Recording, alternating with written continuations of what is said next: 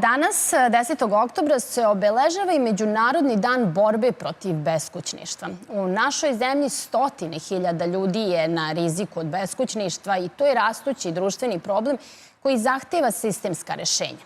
Kako do njih doći, to proverava Jovana Pavlović. Jovana, šta svako od nas može da uradi? Selena, to će nam negde detaljnije i reći naš sagovornik. Ja bih samo za početak rekla odakle se mi uključujemo. Mi smo u humanitarnom pokretnom servisu Drumo dom. Pokazat ćemo vam kako i to izgleda, odnosno podsjetit ćemo vas.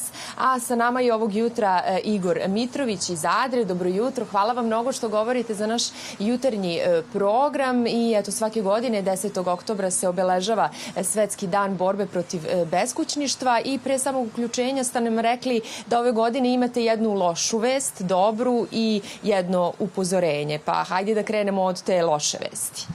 Mogu da kažem da govorim u ime mreže za borbu protiv beskućništva koja je Adra deo. Loša vest je što ove godine broj ljudi koji su u situaciji beskućništva porastao i on raste godinama. Sve više mladih ljudi, mlađih od 30 godina i starijih od 70 godina.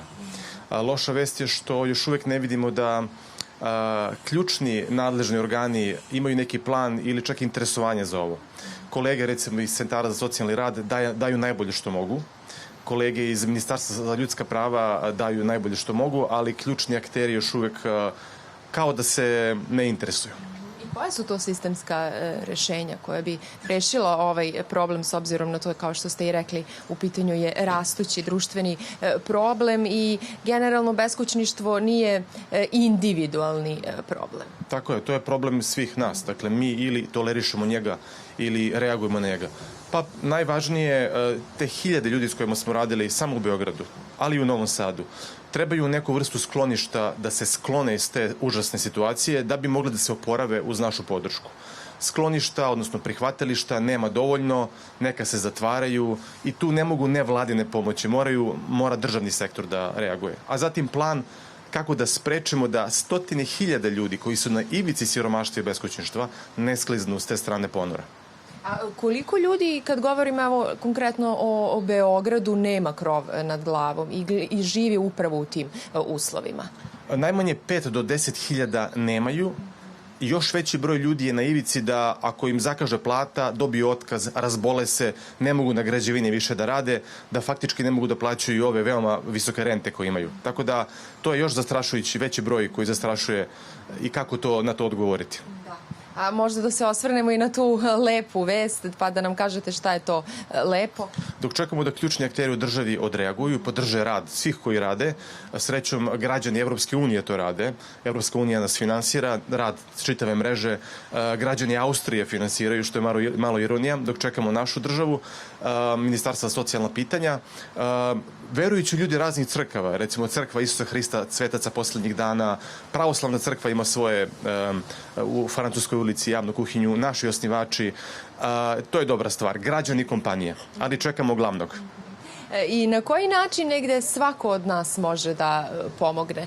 Makar da promenimo tu svest kada gledamo na ljude koji nemaju krov nad glavom i koji žive upravo u tim uslovima, koje su, ja sam u nekom od vaših saopštenja i videla, koji su negde uslovi za životinje. Možemo da ne ignorišemo taj problem, to je glavno, i da pomognemo državi da takođe ne ignoriše taj problem. Zatim da razumemo da to nije neka posebna grupa ljudi koja je bila sklona tome. Među našim korisnicima imamo visoko obrazovane ljude, uspešne poslovne ljude, ljude koje je strašan splet okolnosti gurnuo preko provalije, mentalno zdravlje koje su izgubili, fizičko zdravlje koje su izgubili, nasilje kom su bili izloženi. Dakle, to se svakom zaista može dogoditi. Dođite, svratite, vidjet ćete kakvih sve ljudi ovde ima i razumjet ćete. Eto, sad da se osvrnemo na to još za kraj, da kažemo, s obzirom na to da se nalazimo u Drumodomu, šta vi ovde nudite i kako sve to negde izgleda? Tuširanje, šišanje, razgovor, zatim ozbiljniji rad na tome da se zdravlje oporavi, ovde konkretno lekari rade, a onda kako da se ljudi, ako ima šanse za njih, ako su očuvanih kapaciteta, ojačaju kako bi se izborili sami sa problemima, zaradili, iznajmljivali neki prostor, a za one koji su, nažalost, preko ivice, dakle, izgubili su sve sposobnosti, oporavimo ih, a nakon toga pokušamo da ih smestimo u neku od državnih institucija kojih je sve manje, nažalost. Hvala vam, Igore, mnogo na ovom razgovoru. Dakle, još jednom ćemo podsjetiti da se danas obeležava Svetski dan borbe protiv beskućništva i da je to rastući društveni problem u našoj zemlji i da negde ne bi trebalo niko od nas da to ignoriše. Selena?